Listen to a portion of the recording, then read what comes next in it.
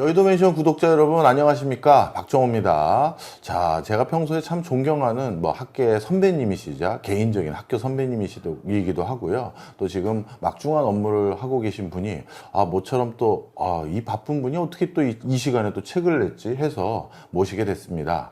AI 경영 소년병과 아인슈타인이라는 책의 제목으로 이번에 찾아뵙게 된 여현덕 카이스트 NYU 석좌 교수 모셨습니다. 교수님 안녕하세요. 안녕하세요. 예, 네. 교수님 반갑습니다. 그간 잘 지내셨죠? 네, 잘 지냈습니다. 저는 가끔 동문들이나 아니면 아는 지인들 통해서 교수님이 카이스트, 모르시는 분도 계실 수 있네요. 카이스트가 이제 뉴욕에도 캠퍼스가 생기고 해외 캠퍼스가 생기지 않습니까? 네네. 그런 거 저는 담당하고 계시고 하나하나 웰메이드하게 만들려고 노력하시는 분인 거 알아서 근황들을 대충은 듣고 있었는데, 아마 우리 구독자분들은 교수님 처음 보는 분도 계실 수 있으니까 개인 소개 한 번만 부탁드립니다. 네. 원래 카이스의 G스쿨의 원장을 맡고 있기 때문에 밤을 많이 새워야 돼요.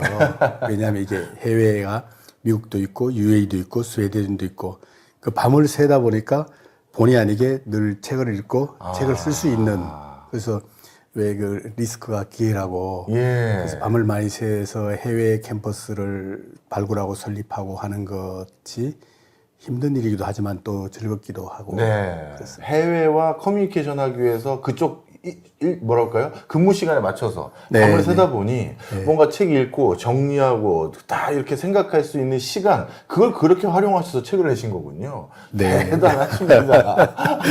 네. 예. 자, 그래서 본격적으로 오늘 AI 경영 소년병과 아인슈타인 이 책에 대해서 좀 상세하게 말씀 나눠보려고 하는데요. 요즘 저희 그 채널에도 여러 AI 책들 제가 많이 소개도 시켜드리고 저자분도 왔었고 해외 학자분도 또 직접 자기 책 알려달라고 부탁하신 분도 있었는데, 소년병과 아인슈타인 이 부제가 들어있는 건 정말 신경스럽습니다. 이유를 좀 설명해 주세요. 제목은 AI 경영 소년병 아인슈타인, 뒤에 제목을 보면 이제 인문학으로 보이고 또 앞에 그 제목은 경영으로 보이는데, 원래는 제가 AI 인문 경영으로 하자 이런데 출판사는, 제가 출판 감각은 없잖아요. 출판사 입장에서는 이게 심플하게 가야 된다. 그래서 이제 AI 경영으로 갔고, 소년병과 아인슈타인으로 제목을 지은 건 이제 제 1장의 제목이 소년병과 아인슈타인이 나오는데요. 네. 세계대전 이후에 독일이 패망하면서 쥐레를 묻어놓은 것을 해결해야 된다, 이제 이런 것 때문에 소년병들을 다 징집해 가가지고 쥐레 캐내다 투입을 했습니다. 네. 왜냐하면 패전 국가의 아이들이라고 해서. 근데 굉장히 좀 슬픈 거죠. 근데 아이들이 여기 투입돼 가지고 쥐레를 캐고 탐지하니까 이게 정말 굉장히 극도로 공포스럽고 긴장된 상황인데, 제가 이제 그걸 보면서 이거 AI로 어떻게 해결하지 생각을 하게 됐어요. 그래서 이제 이 제목을 잡은 것은, 근데 소년병들은 대부분 AI로 해결하는 걸 모르기 때문에 일단 그 당시에 금속 작대기를 가지고 이렇게 탐지하고 두려움에 떨고 또 탐지하고, 이런 이제 룰을 따라서 가는 거죠. 근데 반면에 이제 제가 생각해 봤습니다. 아인슈타인은 어떻게 할까? 근데 아인슈타인도 소년과 똑같이 사람이기 때문에 공포에 벌벌 떨죠. 그렇겠죠. 그런데 아인슈타인이라면 소년들이 따라가는 그런 원리가 아니라 아예 폭발에 대한 구조 자체를 무력화시켰을 것 같아요. 아예. 폭발이 돼 있는 것을 지뢰를 캐는 게 아니고 해체 관련된 에너지 자체를 그냥 무력화시키는. 제가 여기서 말씀드리려고 하는 것이 이렇게 천재가 돼야 되는 뜻이 아니고요. AI를 사용하면 소년병도 아인슈타인과 같은 천재 효과를 낳을 수 있다는 뜻입니다. 네, 그런 뜻에서 이제 소년병과 아인슈타인으로 제목을 지었습니다. 그렇군요. 이제 무슨 소리인지 이해했습니다. 사람이 가지고 있는 인지적 또는 지식적 또는 육체적 한계도 다 포함될 수 있을 것 같긴 한데요. 그런 것들을 극복해서 남다른 족적의 어떤 업적을 남긴 그런 위인의 하나인 아인슈타인 같은 그런 사람이 될 수 있는 가장 좋은 도구가 바로 AI다. 이 말씀을 해주신 거군요. 맞습니다. 이제 좀 이해가 됐습니다. 자, 그런데 책을 봤더니요. 다른 AI 책들과 달리, 우리 교수님은 진짜 인문학적으로 진짜 다독을 많이 하셨나 보다 싶을 정도로 어려운 AI와 관련된 전문 용어, 개념, 메커니즘을 아주 친숙한 인문학적인 소재나 용어들로 아주 쉽게 전달을 해주시는 장들이 많았습니다. 그 중에 제가 기억 남는 것들 중에 하나가 15년간 한 여인만 그린 화가의 꿈, 이걸 얘기를 하시면서 또 털복숭이 아기 반려동물과 휴니멀 인공지능, 그리고 24시간 잠자지 않는 AI 닥터 히포크라테스, 이런 것들은 야, 이게 AI 책인 건지 아니면 그냥 인문학 책인 건지 조금 뭐라고 할까, 갸우뚱하게 만드는 것들이 참 많았는데, 이런 것들에 대한 것도 좀 설명을 해주세요. AI를 보는 관점이 크게 두 가지가 있는 것 같습니다. 네. 하나는 AI를 기술이나 도구로 보는 관점이 있고요. 최근 들어서는 이제 AI를 기술이나 도구가 아니라 팀원으로 보는 관점, 소위 그 인간에 이미 스며들어 온 동료로 보는 관점이 이제 두 가지가 생겼는데, 예. 근데 저는 이제 무엇보다 AI 기술이 발전할수록 이 당위력이 문제가 아니고요. 실제 AI를 적용하기 위해서 어떤 기업이나 실제 적용을 할 때 가장 중요한 포인트가 그들의 니즈입니다. 네, AI가 그들의 니즈를 파악을 안고 들어가면은 사용이 안 됩니다. 그리고 우선 도메인 지식이라죠. 산업적인 지식을 가진 쪽에서 수용이 안 되고 습수가 안 되기 때문에 대부분 실패합니다. 네. 이제 그런 이제 경쟁적 관점도 있지만 우선 여기서는 결국 인간의 문제를 해결하는 것이 AI가 가장 중요하다. 여기를 초점을 맞춰서 인간 중심, 즉 인간의 여러 페인 포인트, 뭐 해결하고 싶은 그 문제를 발굴을 하다 보니까 제가 이 부분들을 앞에 예를 들어서 15년간 한 여인을 그린 화가, 이거는 앤디 와이어스의 그림이고요. 네. 뭐 다 아시다시피 앤디 와이어스는 미국의 2대 화가입니다. 앤디 워홀, 앤디 와이어스. 앤디 워홀은 이제 도시풍의 화가고 앤디 와이어스는 이제 농촌풍의 화가인데 저런 감성적인 그림을 많이 그렸고요. 예. 특히 15년간 한 여인을 그렸더라고요. 예. 이분이. 그래서 이제 그 그림 중에서 저 그림을 제가 발견했는데 예. 저 그림이 굉장히 애잔합니다. 보면 저 여인이 너무 가냘퍼가지고 곧 이렇게 부서질 것 같잖아요. 네. 근데 소녀로 보이잖아요. 예. 사실은 저분은 55세의 여인입니다. 중년이군요. 그리고 저기에 있을 수가 없습니다. 왜요? 왜냐하면 저분은 움직이지 못합니다. 아, 그래요? 거의 기어서 다닙니다. 아. 그러니까 화가의 입장에서 봤을 때는 저기에 와 있는 것이 아니라 기어 다니던 저 여성을 저기다 갖다 놓고 싶었던 겁니다. 이분이 극사실주의인데 저기다 갖다 놓은 것은 사실주의와 상상력이 결합된 부분이고 실제입니다. 그렇다면 이제 그 화가의 문제의식은 저 여인이 꼼짝 못하고 그 장애를 앓고 있는 저 여성이 저 언덕에 바라보면서 저 언덕을 동경하는 이런 그림 아니겠습니까? 네. 그죠? 화가는 여기서 멈췄는데 예. 제가 봤을 때 그래 그럼 AI가 저 문제를 어떻게 해결하지? 이 생각을 해봤어요. 네. 해보니까 AI도 저 문제를 바로 해결하지는 못합니다. 네. 다만 그 여성한테 물어보면은 어떤 게 필요하세요? 이러면은 뭐 몇 가지가 나올 겁니다. 하나는 뭔가 카트 같은 거를 타고 다닐 수도 있을 거고 네. 또는 요즘 그 외관에 있는 그 슈트 있잖아요. 네. 이렇게 입고 다니는 그러면 옛날 장애인이 오면 런던 마라톤에서 일주일 동안 완주하고만 나오잖아요. 예. 그런 방법도 있을 수 있고 여러 가지 방법이 있을 수 있는데 그 여성에게 그걸 물어보면은 그 다음에 AI를 어떻게 도입할 건가가 방법론이 달라지는 겁니다. 먼저 AI를 먼저 해서 하면은 저 여성에게 맞지가 않기 때문에 해결이 안 되는 겁니다. 예. 그래서 저는 AI가 인간의 문제를 해결하는 데 가장 초점을 맞춰야 된다. 그래서 제가 이제 이 좀 그 애틋한 사진 그림을 가지고 온 거고요. 예. 털복숭이는 뭐 요즘 워낙 그 제가 휴니멀이라고 이름을 붙였는데 예. 애니멀이 휴니멀이 휴먼 애니멀이다. 아. 그래서 우리 드림 소사이어티에 보면은 지금은 모두가 우정을 갈구하는데 그 우정을 사람에서만 구하는 게 아니라 동물에서도 구하기 때문에 그러면 이제 우리 동물과 사람 사이에는 왜 커뮤니케이션이 안 되잖아요. 네. 어렵잖아요. 근데 저것을 AI가 완벽하게 해결할 수가 있습니다. 예, 동물과 커뮤니케이션. 동물이 말하는 그 패턴을 다 분석을 충분히 하면은 나중에 이게 무슨 뜻이라는 걸 알 수가 있죠. 예, 그런 점에서 이제 그 반려동물을 제가 털복숭이 아기 반려동물 이렇게 약간 의인화를 좀 했고요. 네. 그다음 뭐 24시간 잠들지 않는 그 그 AI 닥터는 뒤에서도 이야기가 나오는데 지금 AI하고 가장 결이 맞는 게 의료 쪽이거든요. 네. 이 문제에 대해서도 제가 그러니까 결국 인간의 페인 포인트를 어떻게 AI가 해결하느냐를 고민하다 보니까 이런 감성이 깃든 것들을 중간중간에 계속 제가 넣게 됐습니다. 네. 이것도 굉장히 중요한 시사점이네요. 그동안 AI로 우리가 다루려는 문제 해결의 영역들을 대부분 업무지향적이거나 기술지향적인 것들을 바탕으로 사례를 설명하시거나 아니면 이런 형태의 진화 발전이 기대됩니다. 말씀해 주신 분들은 정말 많았습니다. 그런데 교수님께서는 페인 포인트라는 딱 그 지점을 지적해 주셨는데 어찌 보면 이제 우리가 AI를 더 적극적으로 활용하면서 감성적인 부분의 문제 해결 영역까지도 AI와 같이 우리가 뭔가 대안을 찾아야 되는 시점에 코앞에 있구나 이런 생각을 드는데요. 네.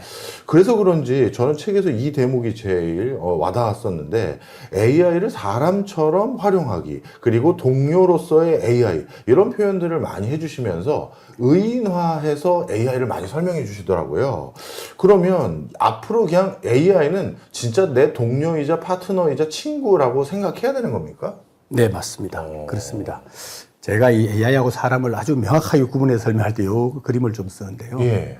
헤르만 헤세의 지와 사랑입니다. 네. 지와 사랑에 한 명은 너무나 감성적인 인간이고 지극히 또 한 명은 너무나 연산과 이상적인 인간을 둘이 그리잖아요. 예.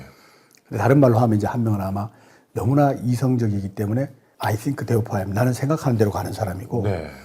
그 반면에 이제 골드문트죠. 예술가의 길을 가는데 얘는 필 받는 대로 가는 애죠. 네. 근데 이 두 가지를 너무나 극단적으로 분리해 놓은 것은 소설이고 사람은 다 섞여 있잖아요. 네, 그렇죠. 근데 사실 이거는 AI에서 적용을 하면은 네. 지극히 맞습니다. AI는 지극히 연산에 작용을 하고 예. 인간은 지극히 감성적인데 네. 보통 사람들이 의사결정을 큰 흐름에서 할 때 이성이 하는 걸로 생각하잖아요. 네. 사실 그렇지가 않습니다.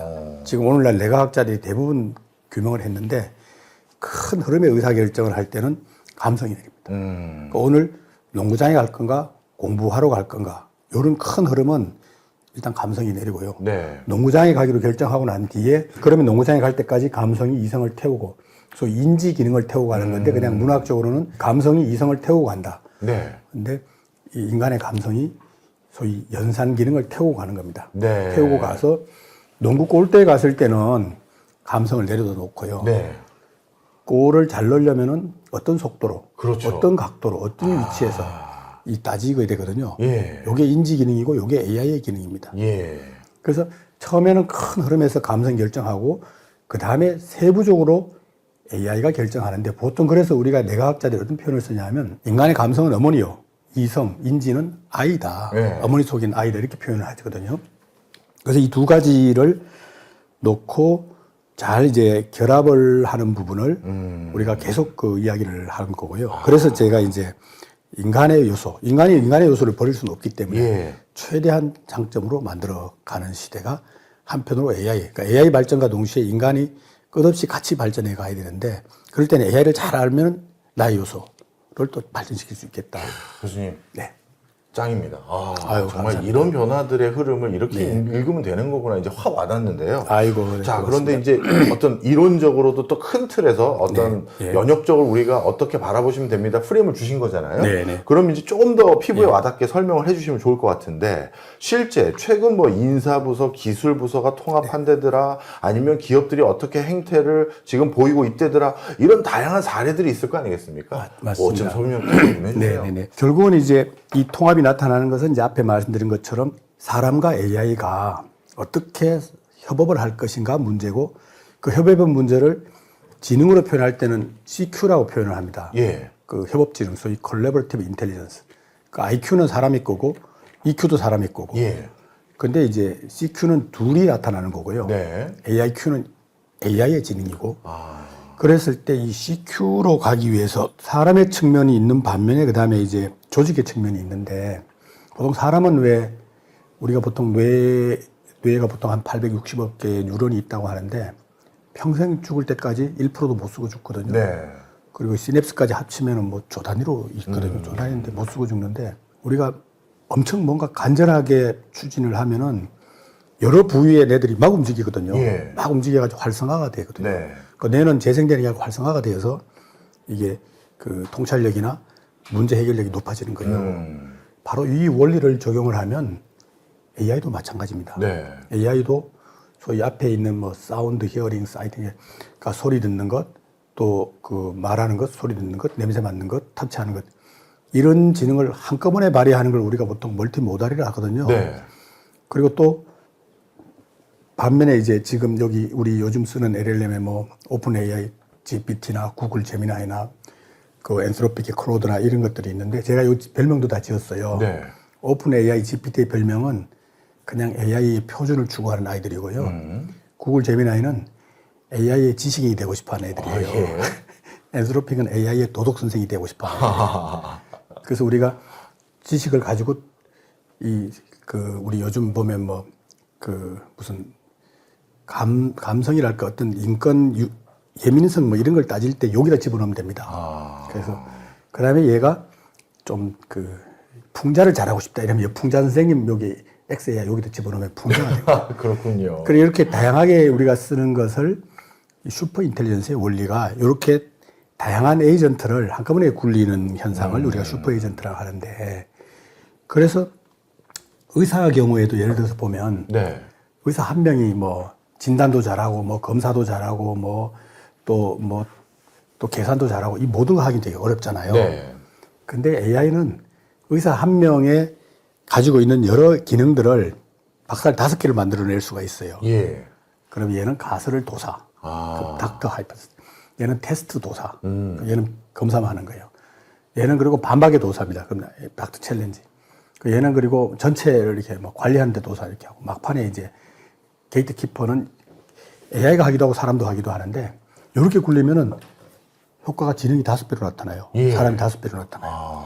자, 근데 요거는 이제 개별 차원인데, 요거를 조직으로 묶을 현상이 나타난 거예요. 지금 아까 질문은 뭐냐면 인사부서와 기술부서의 통합을 하셨잖아요. 그러니까 인사부서와 기술부서는 이게 도저히 통합이 안 되는 그렇죠. 부서인데 사람들이 뭐 유사부서 통합한다 했고 인사부서 기술부서 통합하면 이게 말이 돼요 이러잖아요. 근데 말이 돼요. 왜? AI가 동료이기 때문에 그렇습니다. AI가 조직원이잖아요. 그렇다면 AI는 통합이 된다는 이야기죠.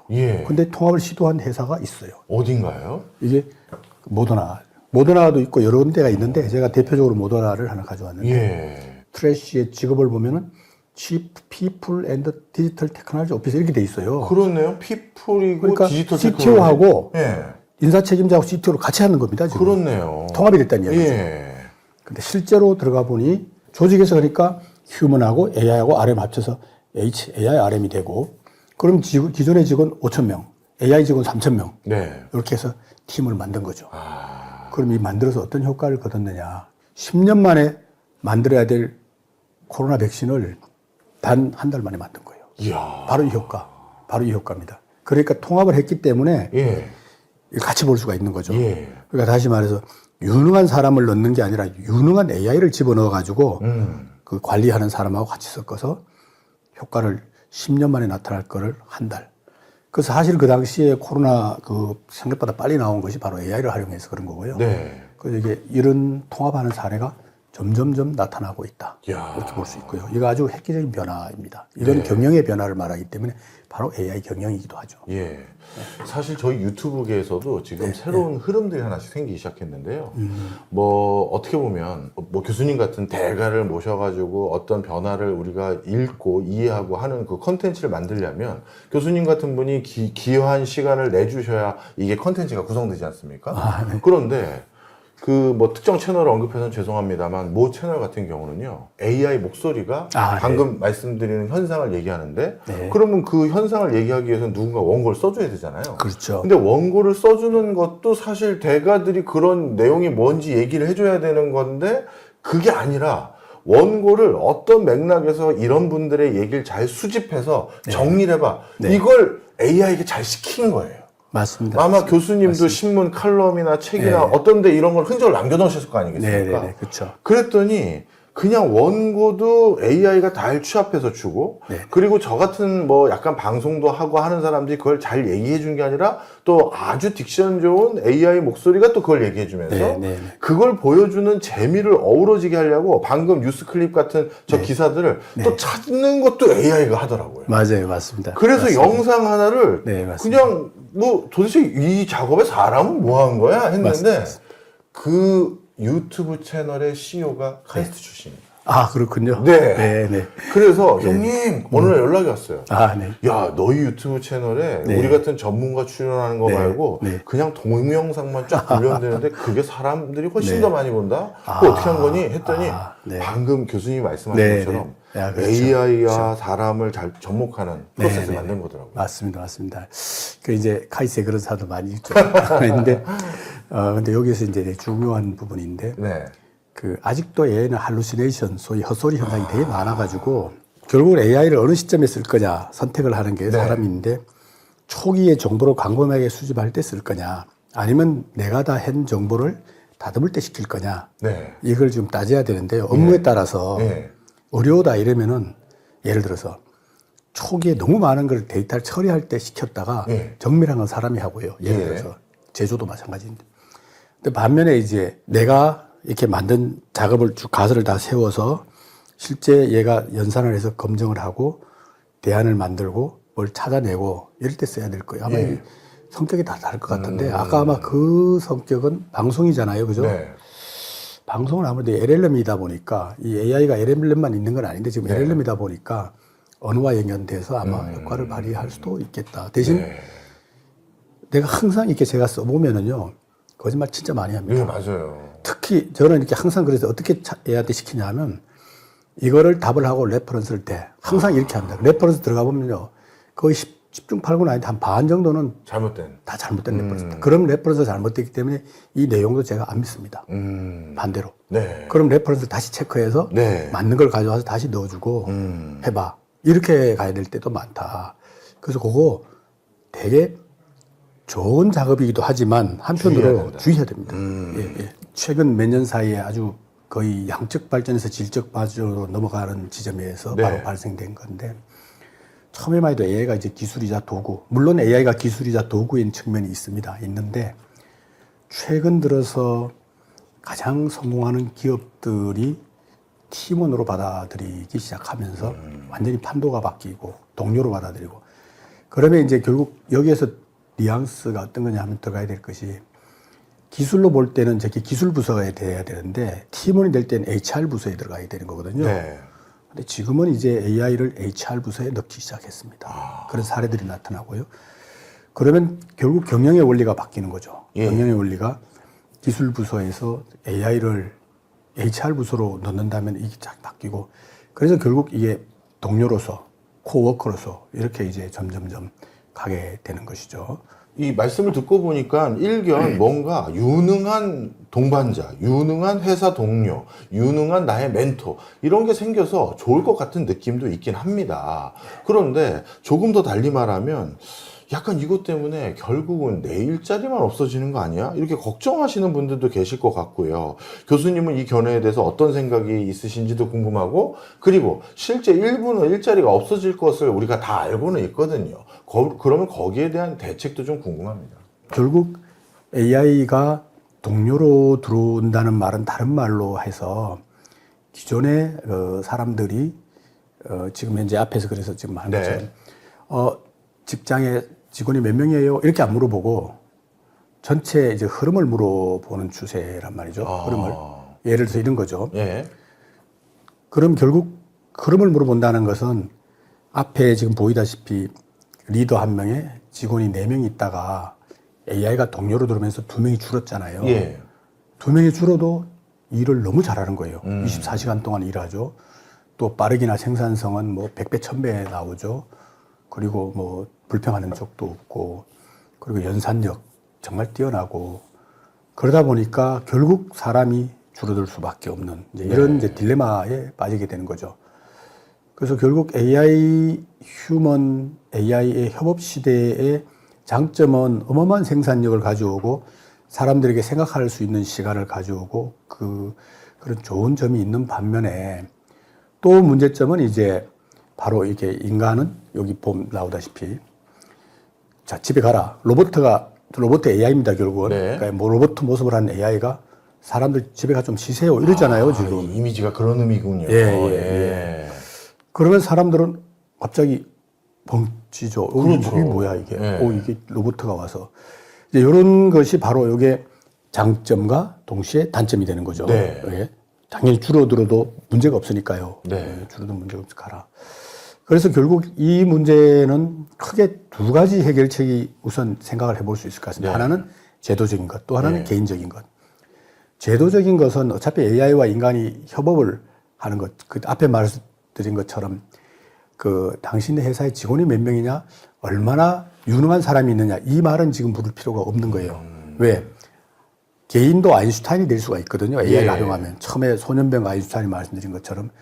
그렇다면은 중요한 것은 AI를 중심으로 이제 생각이 돌아갈 수밖에 없는 거죠. 사람들은 줄어들고 AI가 이제 주요 활동을 하고 24시간 활동하고 지치지도 않고 잠자지도 않으니까. 그럼 결국 제가 보기에는 아마 AI 인간 협업 현장이 나와야 될 거다. 네. 소위 그런 게 제도적으로 나와야 될 거고. 예.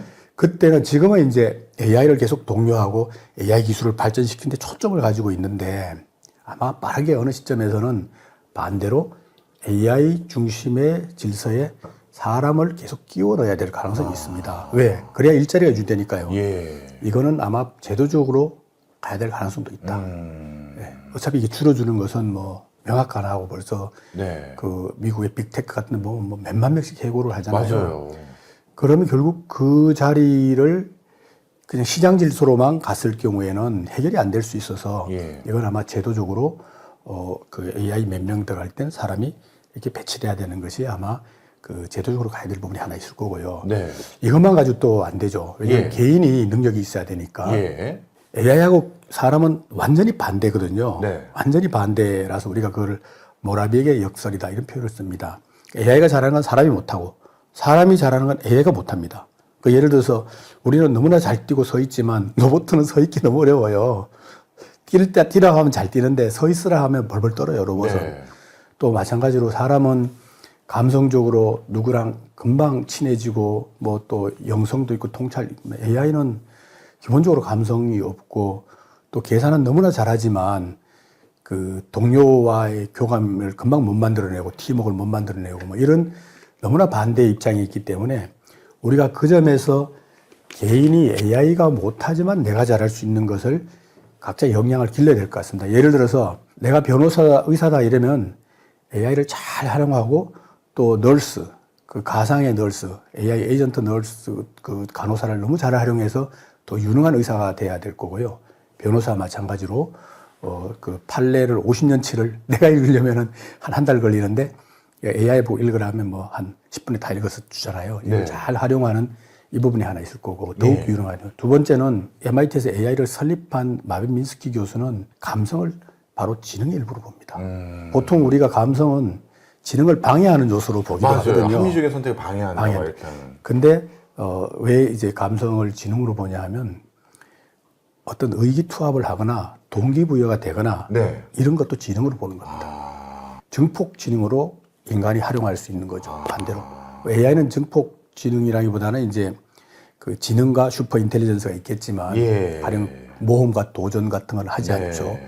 또 기억과 정신이라든지 이런 그렇죠. 것들은 인간만이 가졌기 때문에 이걸 제가 전체 감성으로 표현한 거고요. 예. 그래서 감성의 영역과 AI의 지극히 연산의 영역을 잘 결합할 수 있는 것. 네. 그다음에 탈휴먼 AI요. 제가 굉장히 아직은 안 나타났지만 조만간에 나타날 수 있다고 보는데 저건 뭐예요? 이거는 이제 지금까지 LLM은 모든 LLM에 있는 모든 데이터들이 인간의 손때가 묻은 데이터들입니다. 그렇죠. 대신 손때가 묻은 데이터를 너무나 많이 모았기 때문에 예. 우리가 보통 뭐 3시간 하면 스승이 하나 생긴다. 근데 100만 명, 1000만 명, 막 1억 명 전 우주에 있는 인간을 다 합치면은 스승이 뭐 어마어마하잖아요. 그렇죠. 그 AI가 할 수 있는 거는 지금까지 지금 AI가 특이점이라고 말하는 것도 사실은 기계지능이 아닙니다. 인간 모두의 지능을 맷돌로 갈아서 쓸 수 있다는 뜻입니다. 예. 즉 인간 지능을 기계가 바꾼다는 뜻인데 우리가 그걸 그냥 이렇게 레토릭으로 쓸 때는 뭐 레토릭이나 상징적으로 기계지능이다 이러잖아요. 네. 근데 엄밀하게는 기계가 활용하는 인간지능입니다. 대신 전 인류의 지능. 네. 이걸 보통 철학에서는 유적 존재라 합니다. 예. 스피싱. 유적 존재라는 건 이제 모든 인류의 존재를 합치면은 절대자와 같다. 그러니까 AI가 모든 인류의 지혜와 지식을 다 압축해서 뽑아낼 수 있으니까 어마어마한 통찰력이 나오죠. 네. 그런데 중요한 것은 탈휴먼은 AI가 이제 에이전트가 막 돌아다니고 피지컬 AI가 막 돌아다니다가 인간이 보지 못한 정보들을 수집하는 겁니다. 완전 탈휴먼. 예. 인간의 손때가 묻지도 않았고 인간의 경험하고 전혀 상관없는 걸 수집하고 여기에서 아이디어와 대안을 낼 경우 예. 이걸 상상해 봐야 되거든요. 왜냐하면 에이전트 시대와 피지컬 AI 시대는 자율성을 전제하거든요. 네. AI와 피지컬이 사람의 말을 듣는 게 아니라 스스로 자율적으로 돌아다니면서 정보 수집하고 데이터 수집하고 스스로 결론을 내리는데 지금까지는 사람이 짜놓은 그 질서 안에서 내리잖아요. 그렇죠. 근데 아닐 수가 있는 거죠. 탈휴먼. 예. 그때는 판도가 바뀌는 거예요. 그렇네요. 근데 이거를 인간이 알고 먼저 탈휴먼, 그러니까 우리가 인간이 가지고 있던 지혜와 지식 말고 새롭게 나타난 이거를 만약 흡수할 경우 인간은 굉장히 유능해지는 거죠. 이제 그 부분이고요. 이게 구글 같은 데서 열심히 연구하고 있는데 아직 까질 않아서 그렇습니다. 아, 그렇군요. 언제가 깔 겁니다. 맞아. 예. 그다음에 그리고 의미의 창조자. 이건 의미의 창조자도 마찬가지로 예. AI는 우리가 문제 정의한 것 속에서 직관 아까처럼 뭐 많은 데이터를 가지고 데이터를 알아서 통찰력을 내는데 예. 우리가 만들어진 틀 안에서 하거든요. 예. 그러니까 AI 자체가 이제 의미의 창조자가 되기보다는 이제 참고 자료를 주긴 하죠. 예. 근데 사람은 그 안에 뭐 영성이라든지 철학, 직관, 앞에 말했던 감성 이런 걸 가지고 그 AI가 하지 못하는 그런 의미의 창조자가 돼야 된다. 그런 뜻이고. 그다음에 네. 협업의 설계자, 오케스트라. 이게 슈퍼 인텔리전스의 뒤에 또 나옵니다. 슈퍼 인텔리전스에서도 인간이 할 수 있는 게 바로 오케스트라. 예. 소위 전체를 아울러서 그 하나의 그 코디네이션을 하는 역할. 이거 되게 중요한 부분이고. 네. 그다음 윤리와 도덕 책임자 뭐 또는 법률을 만들어서 아까 말씀드렸듯이 AI가 아무리 뛰어나도 사람을 같이 이렇게 계속 배치한다든지 이런 건 사람이 하는 일이죠. 네. 이런 것들은 이제 인간이 소위 코페티션. 인간이 이제 이 코페티션이라는 거는 인간이 AI와 경쟁하는 시대에 간다는 뜻입니다. 소위 그 코퍼레이션 앤드 컴페티션 합쳐서 예. 갈 수밖에 없다. 또 인간이 각자 역량은 또 여기에서 이렇게 또 가야 되잖아요. 예를 들은 겁니다. 이거 말고도 또 많이 있을 겁니다. 뭐 예. 이렇게 예를 들었습니다. 지금 말씀만 듣고 보니까, 이야, 정말 많은 것들이 변화되는 과정이고, 물론 그 과정에서 우리 인간을 위협하는 요소들도 있지만, 저는 그 말씀이 진짜 확 와닿는데, 우리가 가지고 있는, AI가 못 가지고 있는 감성도, 범지능에 속한 것이고, 그런 것들로 동기부여하고 하는 것들이 우리에게는 더 큰 역량이 될 수도 있고, 또, 우리 인간이 못 보는 것들을 AI가 봐서 그걸 우리에게 다시 알려주면, 우리가 더 지능화되는데도 또 도움이 될 수 있는, 그런 것들도 기대해 볼 수 있을 것 같습니다.